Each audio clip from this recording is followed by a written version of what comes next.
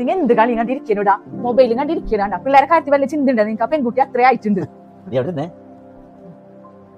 ഇപ്പൊ എന്താണ് നിന്റെ പ്രശ്നം? എന്താണ് പിള്ളേര് അത്രയായി അതല്ലേ ഉള്ളൂ? അത് പിന്നെ അത് വലിയ പ്രശ്നം തന്നെയല്ലേ അത്? അതെ, എന്നെ സംബന്ധിച്ചിട്ട് ഒരു പ്രശ്നമില്ല. കാരണം എന്താന്ന് വെച്ചാല് ഈ കോട്ടേജ് ആരാണ് അറിയോ? ഇല്ല. എന്നോട് ഞാൻ പറയാത്തൊരു സത്യം ഞാൻ പറയാം.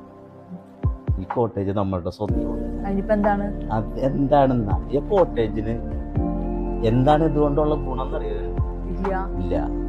ഉള്ള കാശ് മുഴുവൻ കോട്ടേജിലിട്ടേക്കണം, എന്തെങ്കിലും സ്വർണ്ണം അനുഭവിക്കാണ്ട്. അത് ഞാനൊന്ന് പറയട്ടെ, നീ തോക്കി കയറി വെടിവെക്കല്ലേ. അതായത് ഈ കോട്ടേജിൽ നിന്ന് ഫെബ്രുവരി മുതൽ നമ്മൾക്ക് 1 ലക്ഷം മുതൽ 4 ലക്ഷം രൂപ വരെ നമുക്ക് ഇതിന്ന് വരുമാനം. അതറിയോ? ഇനി ഇത് മാത്രമല്ല, എന്നോടൊന്നും പറഞ്ഞിട്ടില്ലല്ലോ. പറയണത് എന്തിനാണ്?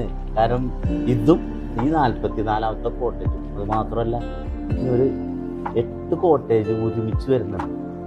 അതിൻ്റെ അപ്പുറത്തുള്ള പ്ലോട്ടിൽ അതിലും നമുക്ക് ഷെയർ ഉണ്ട്.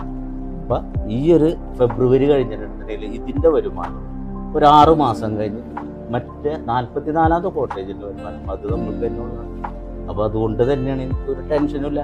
പിള്ളേരെ കാര്യം അത് ഇതിൽ നിന്ന് സുഖമായിട്ട് നടന്നു പോയിക്കോളും. നമ്മുടെ എല്ലാ കാര്യങ്ങളും നടന്നു പോയിക്കോളും. ഇനി അത് മാത്രമല്ല, ഈ ഒരു 15 വർഷം കഴിഞ്ഞാൽ ഈ കോട്ടേജിൻ്റെ ചുറ്റും ഒരു 16 സാൻഡൽ വുഡ് ഉണ്ട്.